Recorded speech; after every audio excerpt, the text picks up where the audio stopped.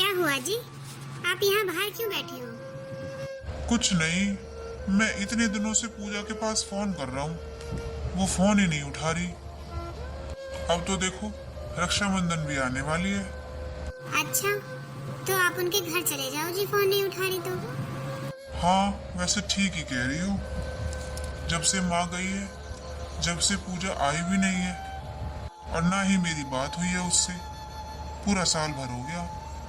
तो आप उनके घर हो आओ, वो उसी घर में तो रहती है जो हमारा घर था। हाँ, रहते तो हमारे घर में ही है, पुराने वाले में। सोच रहा हूँ हम लोग उसी घर में रह लेते हैं। अब ये घर तो खराब हो गया है, बारिश का मौसम है, पानी भी आता है। हाँ जी, ये तो आप ठीक कह रहे हो। हाँ रेनू, जब पूजा की हालत ठीक नहीं थी तब माँ ने बोला था इस घर को दे दे उसे रहने को, तब मैंने दे दिया था।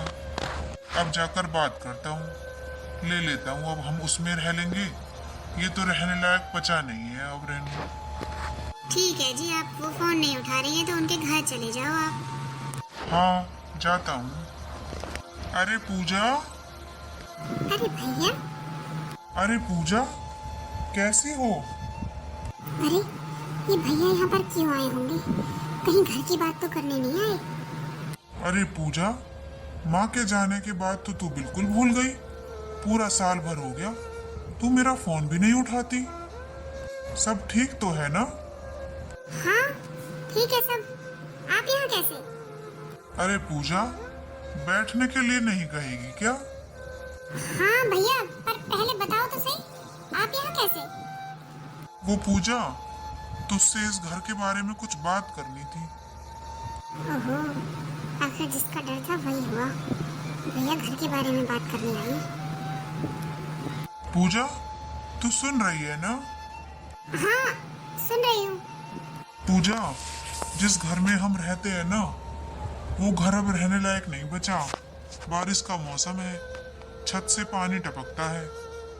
अब तुम अपनी सास के पास रह लो, फिर इस घर में हम रह लेंगे। आखिर तुम्हें रहने के लिए ही तो दिया था ये। हम अपने घर में आके वापस रह लेते हैं। तुम हमारे घर की चाबी दे दो। क्या कह रहे हो भैया? तुम्हारा घर?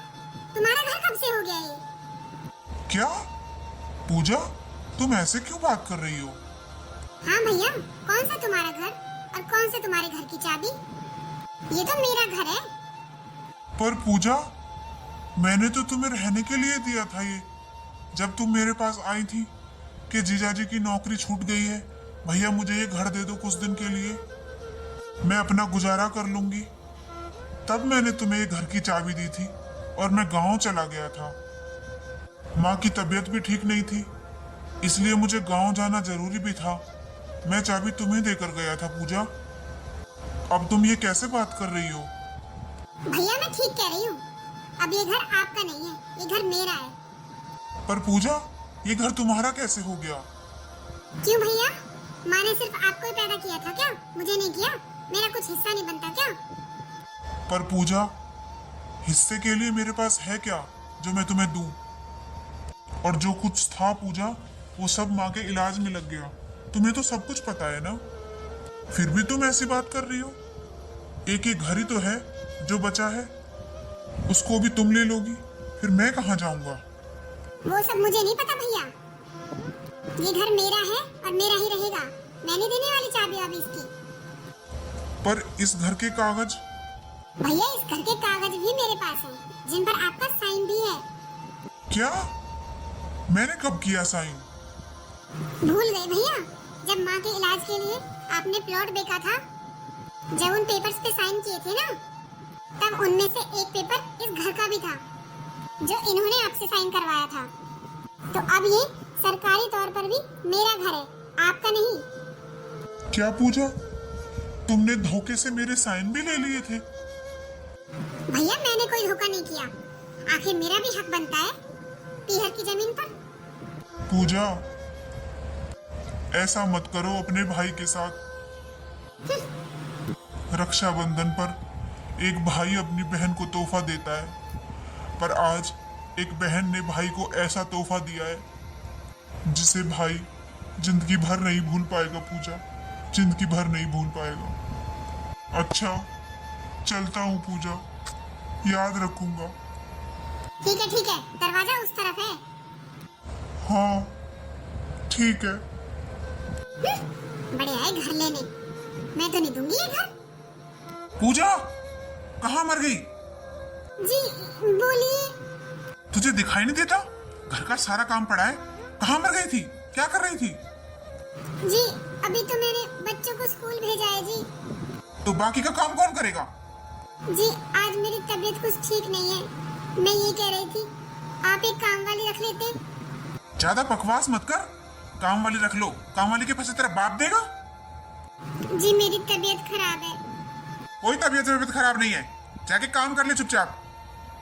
जी आज मुझसे खाना नहीं बनेगा, मुझे चक्कर आ रहे हैं। मुझे कुछ नहीं सुनना, जाके काम कर ले अपना। चक्कर आ रहे हैं इन्हें। जाती है दो एक। जाती हूँ जी। काम की ना काज की, दुश्मन अनाज की। पूरे दिन खाती रहती है और बैठी रहती है बस। तेरा बाप भरता है यहाँ राशन। अरे बहू, अरे कहाँ मर गई? जी माँ जी। क्या बात बहू, आज काम नहीं करना क्या तुझे? मेरे खाने का टाइम हो गया है, तूने खाना भी नहीं बनाया अभी तक। वो माँ जी, आज मेरी तबीयत ठीक नहीं है। क्या तबीयत ठीक नहीं है तेरी? अच्छी भली तो खड़ी है तू, इतना इतना तो राशन खा जाती है, फिर भी तबीयत ठीक नहीं है। अरे और क्या आदमी को खाएगी? माँ जी आज आप बना लेती खाना तो। अच्छा अब मुझसे खाना बनवाएगी बुढ़ापे में? तो फिर माँ जी आप कोई काम वाली रख लो, अब मुझसे इतना काम नहीं होता। अच्छा मुझसे जवान लड़ाएगी, काम वाली रख लूं? काम वाली के पैसे क्या तेरे पीहर से आएंगे? पीहर से तो तू रिश्ता तोड़ कर बैठी है। अरे जब तू अपनी भाई की सगी नहीं हुई तो हमारी सगी क्या होगी तू? और काम वाली की जरूरत क्या है? तू है तो सही काम वाली। जाके अपना काम कर ले, यहाँ खड़े होके मेरा मुंह मत देख, अभी सारी तेरी बीमारी निकाल दूंगी। आई बड़ी, काम वाली रख लो इनके लिए। अपने हाथ पैरों का क्या अचार डालेगी? मनहूस कहीं की, कहीं जाती भी नहीं है, यहीं पड़ी रहती है। हे भगवान, आज मुझे पता चल रहा है मैंने अपने भैया के साथ कितना गलत किया। आज उसी की सजा मुझे मिल रही है। मैं अपने पियर भी नहीं जा सकती। मैं कितनी बुरी हूँ, मैंने अपने भैया भाभी से रिश्ता तोड़ दिया। अब मैं किस मुंह से उनके पास जाऊँ?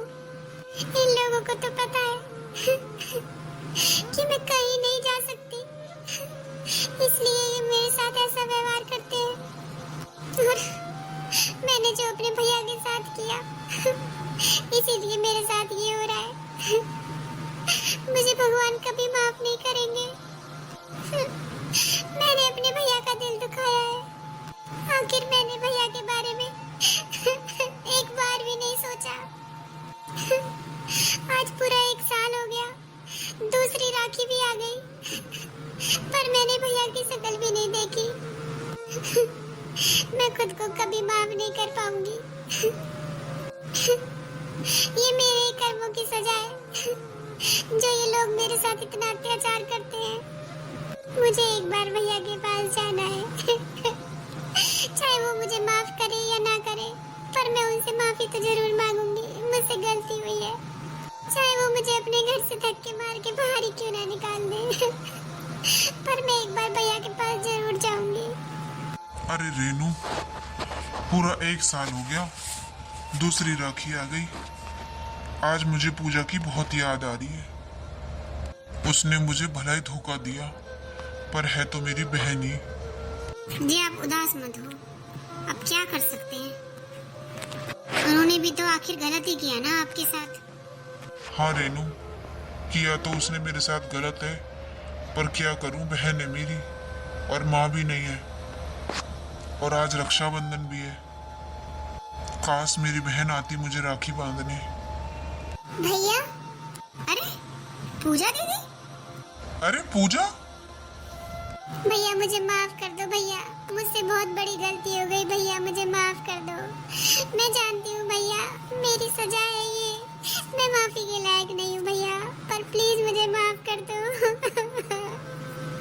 अरे पूजा क्या हुआ? भैया मैंने आपके साथ बहुत गलत किया भैया, मुझे माफ कर दो। मैंने आपको धोखा दिया भैया, धोखे से साइन करवाए भैया पेपर्स पे। भैया मुझे माफ कर दो, प्लीज मुझे माफ कर दो भैया। आज रक्षाबंधन है भैया, आज रक्षाबंधन वाले दिन एक बहन आपसे तोहफा मांग रही है, मुझे माफ कर दो भैया।